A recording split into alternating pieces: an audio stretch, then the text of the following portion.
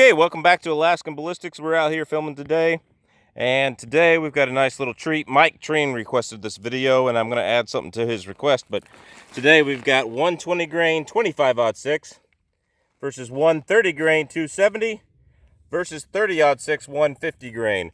And I know a lot of people say you should use different bullet weights and all that jazz, but the truth is this is what we could find. Plus, Mike Train requested these two. So there's the 25-06. We're shooting it out of the Savage Axis. And there's the 270, shooting it out of a TC Compass. All these guns have 22-inch barrels. And Tikka T3 30-06. We are shooting the 150 grain out of that. So, put who you think wins. I don't think there's going to make a hill of difference if you're shooting a whitetail, which one of these you shoot it with, personally. But put what you like and what you think wins in the comments. 25-06 versus 270 versus 30-06. First chronograph, and then penetration test with some ribs and water jugs and newspapers.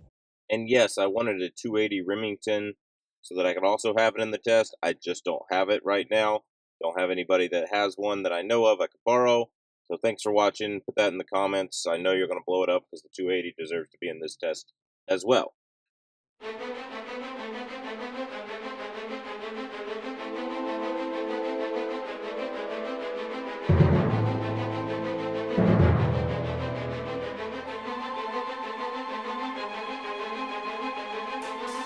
All right, 25-06 versus 30-06 versus 270.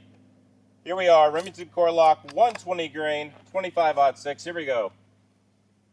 29.64. 28.96. 29.99. And 3010. So we had quite a bit of spread there within 4 rounds. So let's see how the 270 does. You might want to check your powder charges there, Remington, on that one. All right, Thompson Compass 270. Here we are.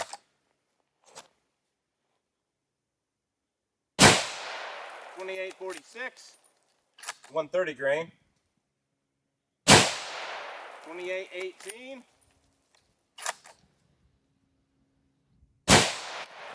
28.08. 27.71. So that was pretty slow for 130 grain 270. The Winchesters we did a few weeks ago on a video were much faster. Here we are at 30-06, 150 grain. 28.72. 28.25. 28.66. 28.60. And that is 4 rounds of 30-06. So put what you think in the comments.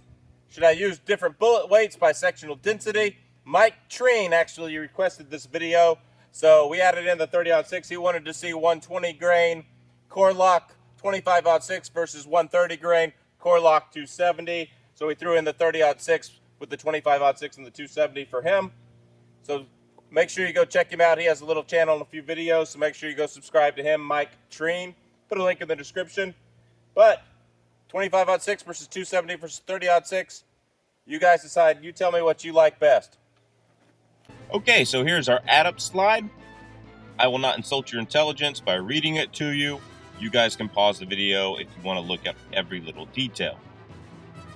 My main takeaways are that the standard deviation of this ammo is pretty horrible. Only the 30-06 comes close to what is considered decent for factory ammo. I also thought it interesting that the 25-06 got more muzzle energy than the 270. It's probably having to do with the 270's lack of velocity and really needing a 24-inch barrel with a 130 grain load. Please put what you think in the comments, and we will do the penetration test now. 25-06 versus 270 versus 30-06 Remington Core-lokt. Here we go, 120 grain, 25-06. Here we go.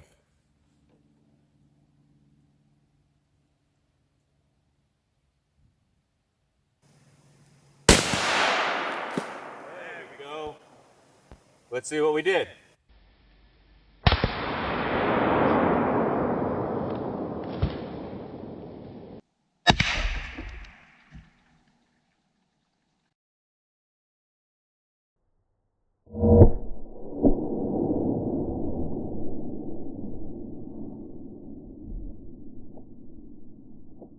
So here's our pork shoulder. Looks like the bullet went in right here. I was aiming high and to the left. These were hitting low.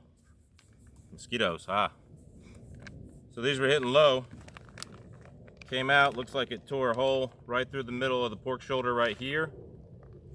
And some shrapnel tore it right there. It went through the middle bottom of the pork shoulder. Went through the bottom of the store brand mellow yellow crap. And then we have a bullet in the second water jug here, or the first water jug out of the 5. Or is it the second? I can't tell. Math is hard. It's the first. My cameraman's telling me it's the first. And there's our bullet. Look at that. That is a pretty nice looking bullet. Remington Core-lokt. Didn't penetrate it as deeply as we wanted to, but we will definitely get this back home, see the expansion, and weigh it and see how much it got. 270 TC compass, Leupold scope. Here we are, pork shoulder, soda jug, and then we got the water gallons behind it. Here we go.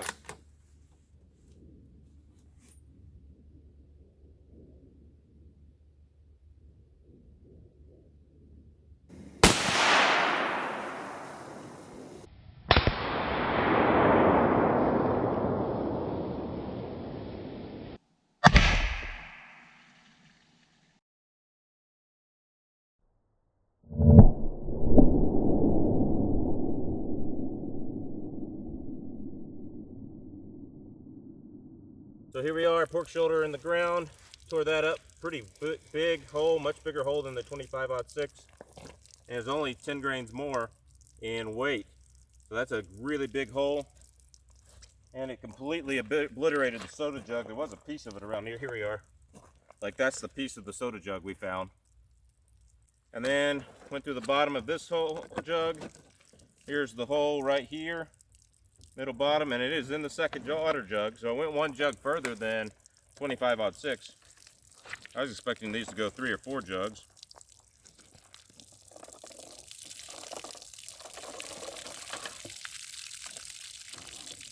So we had what Core-lokt is not supposed to do. We had jacket separation here. So it separated from his jacket. But other than that, it did a good job penetrating. 130 grain, 270. We'll get it back to the house and weigh it with the others. Here we go, Tika 30-06, same 22-inch barrel, 150 grain Core-lokts this time. Pretty awesome. 30-06, let's go.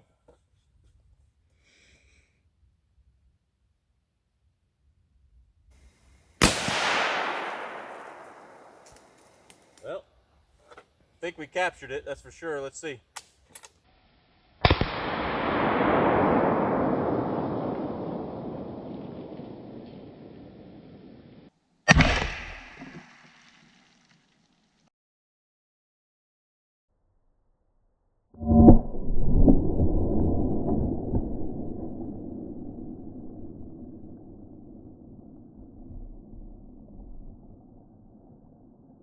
So we tore apart this pork shoulder. There's hardly nothing left of this pork shoulder. It's just completely torn apart.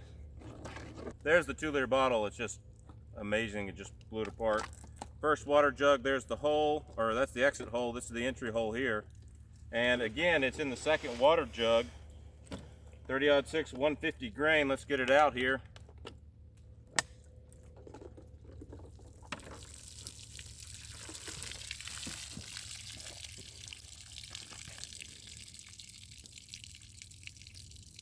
That right there, ladies and gentlemen, is why 30-06 is king, and why 270 and 25-06 are just following in its footsteps.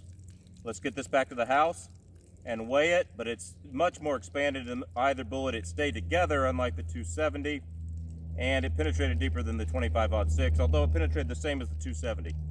Here we are back at the bear chair. So we got 25-06, 270, 30-06. We got the 120 grain, 130 grain, 150 grain. Now, a lot of people are going to wonder why we chose these grains. This was requested by a viewer, these two, and so we added this one in. It's what we could find. A lot of people are going to go, well, for sectional density, used a 120 grain, which is the highest for 25-06, so you should have used a 150 grain and a 180 grain. Yeah, probably true, but a lot of other people would rather see the closest bullet weights. I think any one of these, regardless, will kill a caribou or a moose if you really had to. So, let's see what we got here for the 25-06. 120 grain originally, 69.9 is what it is weighing in at. And its widest expanded point is 0.596595, right in there. So that's pretty good. And its average expansion up here at the top of the mushroom is 0.464. So not bad on that. Now, of course, we had the 270 jacket separate here, which is not supposed to happen in Core-lokt. But together they weighed 82.8, and that's 130 grain, so it's up over half. That's pretty good.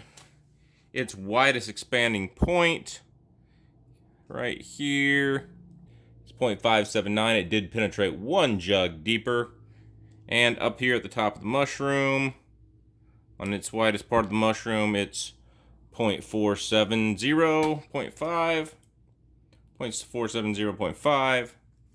And now the 30-06. 100.4 grains, 100.5. And let's see, widest expanded point.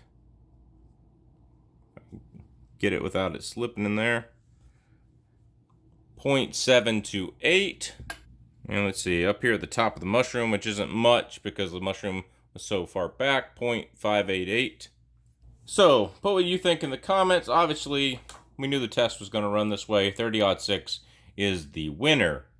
25-06 kicks the least.